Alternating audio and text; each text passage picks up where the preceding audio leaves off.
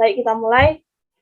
Assalamualaikum warahmatullahi wabarakatuh. Perkenalkan, kami dari kelompok 5 yang akan mempresentasikan dengan topik invertebrata dengan anggota Saya Alvina Mutiara Dirsananda, NIM A5102100051. Saya Rohima Nuridaya, NIM A51021000. Saya Batul Hanifah dengan NIM A5102100053. Baik, dengan saya sendiri, Alif Laila Cahayang Tias dengan NIM 054. Saya Fredila Hoirhuda, NIM A5102100055. Baik, untuk materi pertama yang akan disampaikan oleh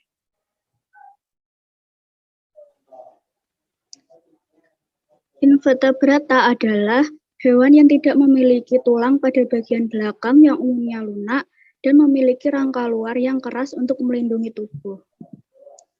Dalam kehidupan sehari-hari, invertebrata adalah suatu organisme yang dapat bersimbiosis dengan makhluk hidup dan dapat menjadi parasit. Kemudian untuk film yang pertama adalah Porifera. Porifera adalah suatu organisme multiseluler yang memiliki celah banyak atau pori-pori sehingga dapat dilewati oleh benda cair seperti air yang disebut ostia. Sedangkan lubang keluar air disebut osculum.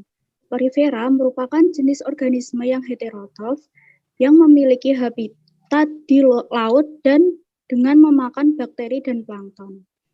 Peranan porifera adalah sebagai alat pembersih badan dari hasil sisa spons.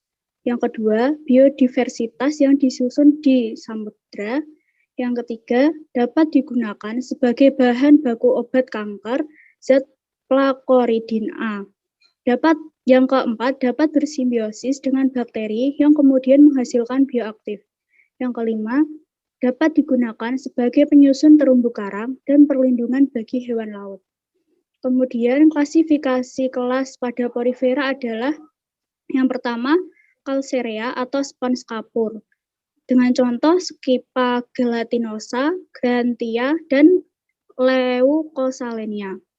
Yang kedua adalah Hexactinellida, dengan contoh Peronema sp, Eupletella, dan Regatella sp. Yang ketiga adalah Demospongiae, dengan contoh Spongilla, Heliclona, Microxiona, dan Cartesium. Kemudian yang keempat adalah Homo scleromopa.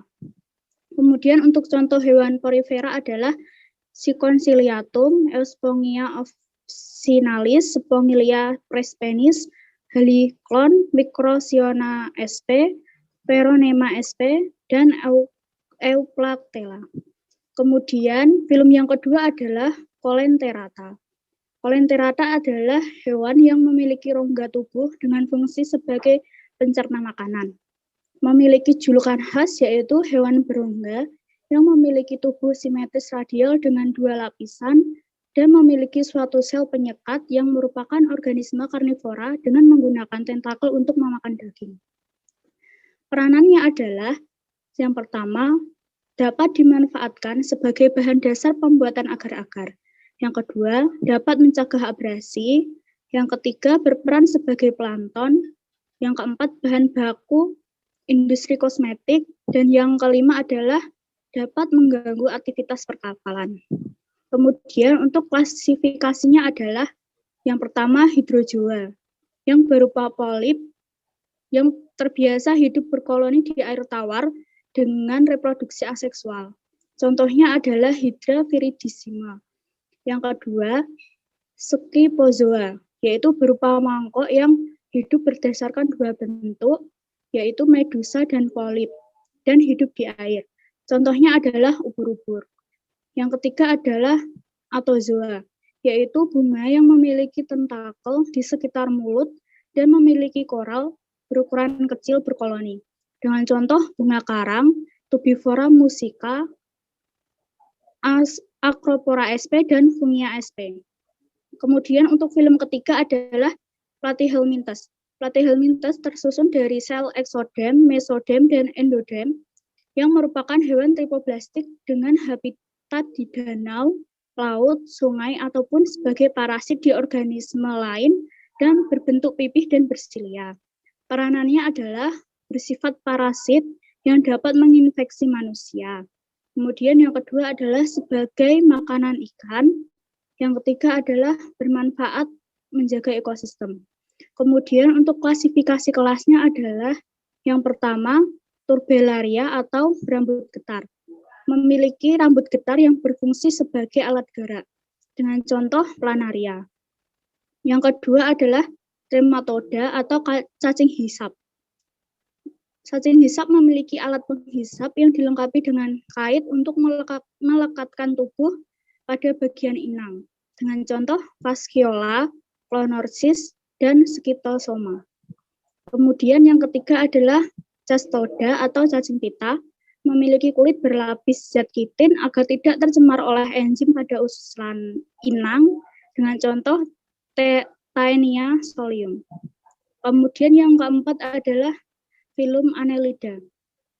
Annelida adalah cacing bersegmen dengan berhabitat basah di air tawar, dan laut. Cacing bersegmen ini merupakan hewan selomata yang hidup secara bebas. Cacing ini memiliki sistem pencernaan dan sirkulasi tertutup yang bernafas dengan permukaan tubuhnya. Peranannya adalah dapat menyuburkan tanah, kemudian membantu aerasi, pembentukan humus sebagai makanan ikan, makanan manusia, dan terapi kesehatan. Untuk klasifikasinya adalah yang pertama Polychaeta, yaitu memiliki bentuk semacam dayung di tiap segmen yang disebut parapodia dengan fungsi untuk alat gerak dan bernafas. Contohnya adalah Alita virens. Kemudian yang kedua adalah Oligochaeta, yaitu memiliki sedikit rambut dan bersifat hemaprodit, dengan contoh Lambricus terretris. Kemudian yang ketiga adalah Hirudinea, yaitu tidak memiliki rambut dan memiliki tubuh pipih yang runcing, dengan contoh Hiruda javanica.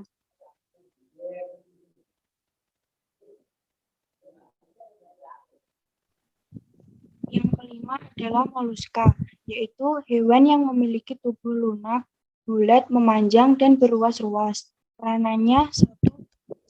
Sebagai sumber protein tinggi bagi manusia. 2. Sebagai perhiasan. 3. Untuk kesehatan badan dan sebagai komoditas ekspor.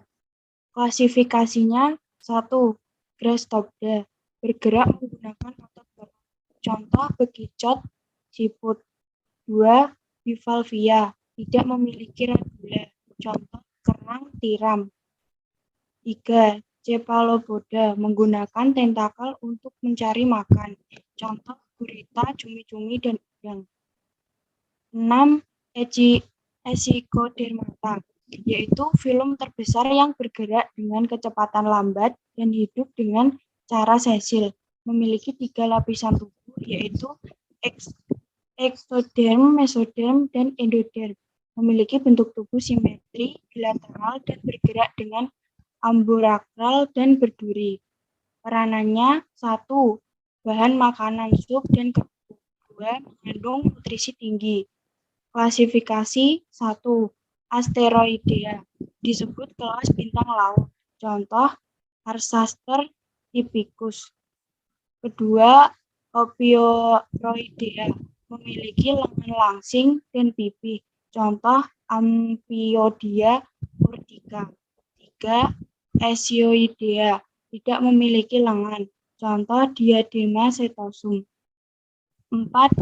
Crinoidea, disebut dengan lili laut. Contoh Anthedon rosacea. 5.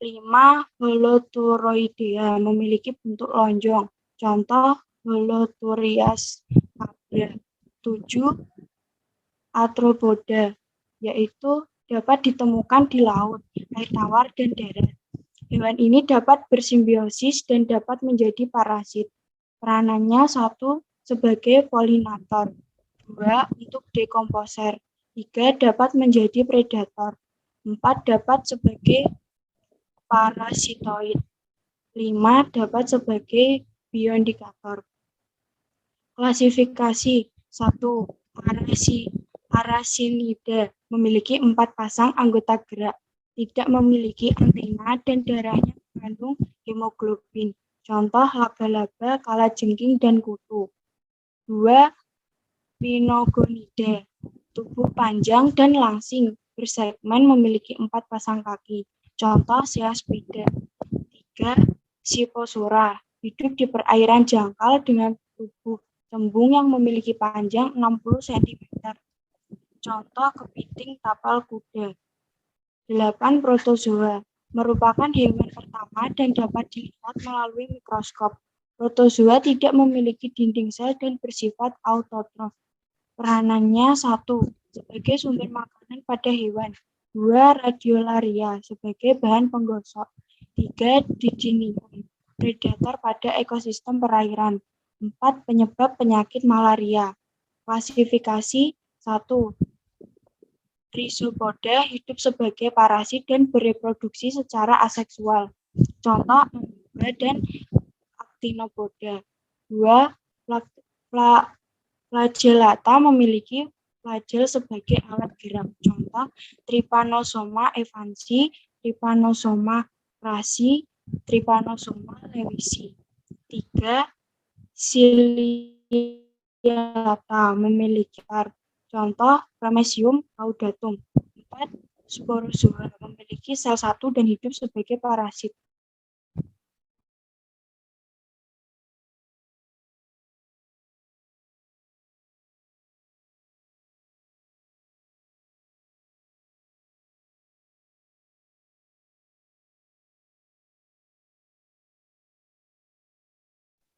Baik, untuk materi selanjutnya akan disampaikan oleh Sekarang akan membahas tentang ciri-ciri morfologi.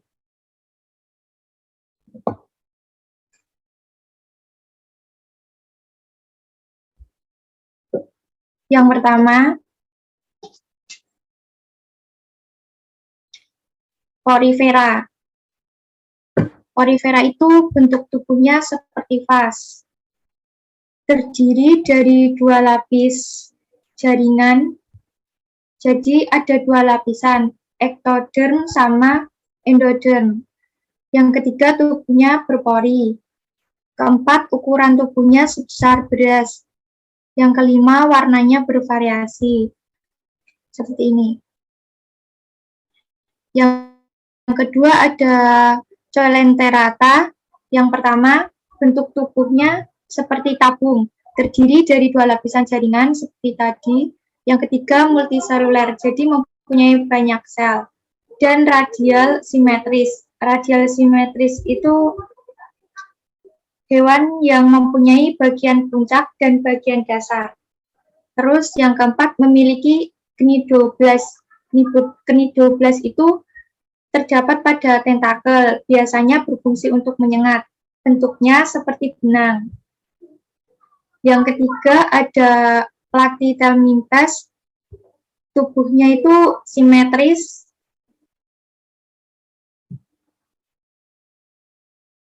Bilateral. Yang kedua, bentuk tubuhnya pipih dan lunak. Yang ketiga, tubuhnya tidak bersegmen. Tidak bersegmen itu tidak berruas-ruas. Yang keempat, mempunyai mata. 4. Annelida. Bentuk tubuhnya simetri bilateral dan seperti cacing. Yang kedua, rancangan tubuh tersegmentasi, jadi berruas-ruas. Yang ketiga, tubuh secara keseluruhannya dibagi menjadi 3, yaitu kepala, badan, dan ekor. Yang kelima, moluska. Yang pertama, tubuhnya bilateral simetris. Yang kedua, dinding tubuhnya bersifat tripoblastik. Yang ketiga, tubuhnya itu pendek. Yang keenam, echinodermata. Pertama, memiliki 3 lapisan embrional atau tripoblastik. Kedua, tidak memiliki segmen tubuh, jadi tubuhnya tidak berluas-luas. Yang ketiga, selomata, memiliki rongga tubuh. Yang ketujuh, arthropoda, tubuhnya simetri bilateral. 2, tubuh dan kaki berluas-luas. 3, rangka luar mengandung zat kimia. Yang terakhir, 8, protozoa. 1, beberapa berbentuk lonjong atau membola, memanjang. Bentuk morfologi pada tingkat-tingkat yang berbeda dalam daur hidupnya. Yang kedua, beberapa protozoa berdiameter sekecil 1 nanometer atau lebih. Beberapa ciliata yang umum mencapai ukuran 2000 nanometer atau 2 mm.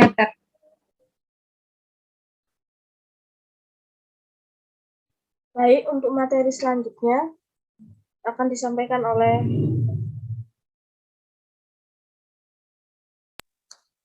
Ciri-ciri anatomi yang pertama yaitu pada porifera. Pada bagian epidermis, sel terluar dari porifera, fungsinya yaitu sebagai pelindung sel-sel yang letaknya di dalamnya. Kemudian pada bagian mesohil, yaitu bahan pengisi yang terletak di bagian dalam epidermis. Jadi susunannya adalah epidermis, kemudian mesohil. Kemudian spikula. Spikula ini adalah rangka sederhana dari porifera.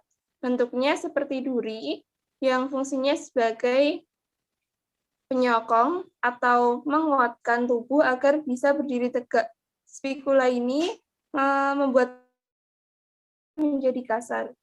Kemudian porosit. Porosit adalah sel yang membentuk pori-pori atau ostium di permukaan tubuh.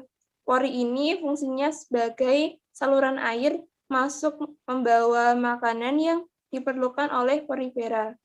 Kemudian spongosel. Spongosel adalah rongga utama di tubuh porifera. Air masuk melalui pori akan berkumpul di rongga utama untuk disaring partikel makanannya. Kemudian koanosit adalah sel di bagian dalam rongga utama yang fungsinya menangkap partikel makanan dan mencerna makanan tersebut. Kemudian amebosit adalah sel-sel yang bisa bergerak dan berfungsi mencerna makanan dan membawa hasil pencernaan ke seluruh bagian yang membutuhkan. Kemudian oskulum. Oskulum adalah lubang besar di atas porifera yang berfungsi sebagai saluran keluarnya air. Kemudian coelenterata. Bagian-bagian coelenterata yaitu pertama epidermis. Epidermis merupakan lapisan terluar dari tubuh. Sel epidermis ini tersusun dari beberapa sel, yaitu yang pertama sel epitel otot, fungsinya sebagai pelindung tubuh. Pada bagian ini dasarnya melebar dan menempel pada mesoglea. Fungsi berisi mesofibril berfungsi sebagai otot longitudinal. Kemudian sel interstisial letaknya di antara sel epitel otot yang menjadi dasar regenerasi dan perbaikan seluruh bagian tubuh. Kemudian sel sidositi. Sel ini letaknya di antara sel epitel otot. Dalam sel terdapat tosit yang di dalamnya terdapat benang atau duri yang melingkar. Kemudian sel kelenjar lendir. Lendir ini berfungsi sebagai pelindung, menangkap mangsa, juga meletakkan pada substrat. Kemudian sel saraf indera bentuknya seperti multipolar neuron dan letaknya di dasar epitel otot dekat mesoglea. Kemudian sel pembentuk lapisan gastrodermis, yaitu sel otot pencerna yang memiliki flagea dan sel kelenjar enzim dan lendir. Kemudian gastrovaskular, yaitu berfungsi sebagai alat pencernaan serta terdapat satu lubang yang fungsinya sebagai mulut sekaligus anus. Kemudian mesoglea. berupa ruang berisi jeli. Mesoglia ini terdapat di antara epidermis dan gastrodermis. Kemudian platelmintes atau cacing pipih memiliki anatomi yaitu sistem pencernaan. Sistem pencernaan pada cacing pipih yaitu gastrovaskuler, yaitu peredaran makanan melalui anus. Sistem pencernaan dimulai dari mulut, kemudian faring, dan kerongkongan. Di belakang kerongkongan terdapat usus yang bercabang ke seluruh tubuh. Kemudian sistem syaraf. Sistem syaraf pada cacing pipih ada dua, yaitu sistem syaraf tangga tali, yaitu pusat susunan syaraf yang disebut ganglion. Otak ini terletak di kepala dan berjumlah sepasang. Kemudian yang kedua, cacing pipih yang lebih tinggi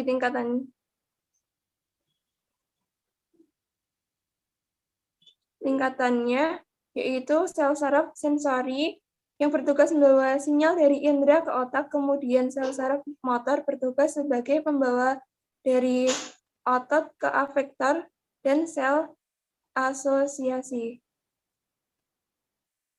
Kemudian pada sistem pernafasan, cacing pipih ini tidak mempunyai organ pernafasan, sehingga pertukaran oksigen dan karbon dioksida terjadi melalui difusi sederhana.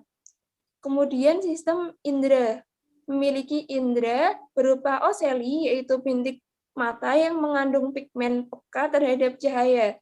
Bintik mata berjumlah sepasang dan terletak di anterior atau kepala. Seluruh cacing pipih mempunyai indera meraba dan sel chemoreptor di seluruh tubuhnya.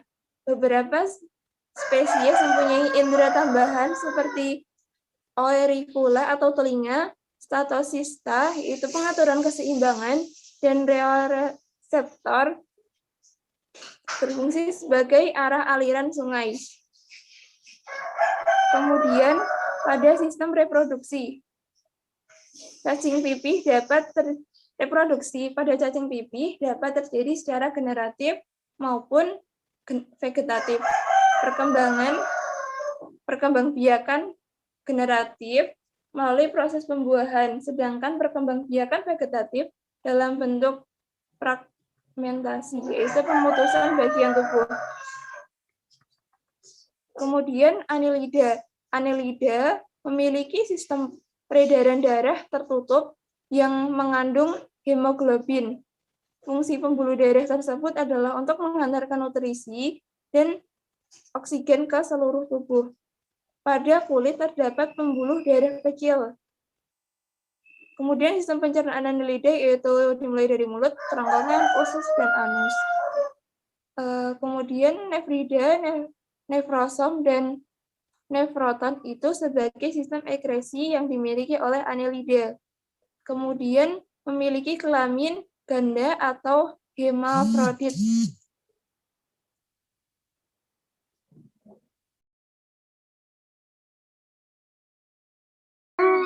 Baik, moluska, hewan lunak. Moluska yang hidup di darat bernafas dengan paru-paru, sementara yang hidup di air bernafas dengan insang. Memiliki 3 ruang jantung, moluska memiliki alat ekskresi berupa saluran-saluran yang disebut nefrida yang bermuara pada lubang yang disebut nefrostom. Memiliki lidah yang bergigi untuk memotong makanan disebut radula. Kerang merupakan hewan hermafrodit memiliki kelamin ganda yaitu jantan dan betina. Saja Echinodermata, pertukaran gas melalui insang kecil, duri berpangkal pada suatu lempeng kalsium karbonat disebut testa. Sistem saluran air dalam rongga tubuhnya disebut ambulakral.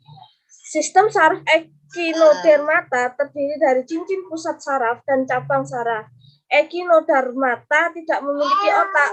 Sistem reproduksi Echinodermata ada yang bersifat hermafrodit dan dioecious, bersaluran reproduksi sederhana.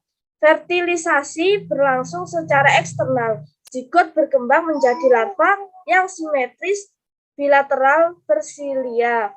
Sistem pencernaan. Makanan masuk melalui mulut yang terletak di bawah permukaan lalu ke faring, kerongkongan, lambung, usus, dan terakhir anus yang terletak di bagian atas. Lambung memiliki 5 cabang, yaitu masing-masing menuju lengan. Bernafas dengan paru-paru kulit, dermal branchiae, yaitu berupa penonjolan dinding tubuh tipis. Pada tonjolan dilindungi silia, maksudnya rambut, dan pedicelaria. Pada bagian ini pula terjadi pertukaran oksigen dan karbon dioksida. Sistem peredaran darah terdiri dari pembuluh darah yang mengelilingi mulut dan dihubungkan dengan 5 pembuluh radial ke setiap bagian lengan. 7. Antropoda. Sistem saraf antropoda. Sistem saraf antropoda berupa sistem saraf tangga tali berjumlah sepasang berada di sepanjang sisi ventral tubuh. Antropoda bernafas dengan insang. Trakea, 1 paru-paru buku, ganglia, berfungsi sebagai pusat refleksi dan pengendalian sebagai kegiatan. Sistem pencernaan antropoda terdiri dari mulut, esofagus, lambung, usus, dan anus. Mulutnya terdapat mandibula dan maksila pada belalang. Sisa metabolisme yang berupa cairan dikeluarkan melalui saluran Malgify. Sistem sirkulasi bersifat terbuka, terdiri dari jantung, pembuluh darah pendek, dan sinus atau hemosol. Protozoa. Vakuola croctratil berfungsi sebagai pompa untuk mengeluarkan kelebihan air. Jumlah dan letak vakuola ini berada setiap spesies. Protozoa tidak mempunyai dinding sel dan tidak mengandung selulosa atau kintin. Radiolarian dan heliozoan dapat menghasilkan skeleton. Vakuola makanan sebagai alat pencernaan dan makanan yang tidak dapat dicerna akan dikeluarkan di vakuola croctatil. Protozoa berproduksi secara seksual dan aseksual, tapi lebih sering secara aseksual, yaitu dengan pembelahan biner. Cukup sekian presentasi dari kelompok kami, dari kelompok 5. Apabila ada kurang dan salahnya, saya sebagai moderator memohon maaf yang sebesar-besarnya. Terima kasih. Wassalamualaikum warahmatullahi wabarakatuh.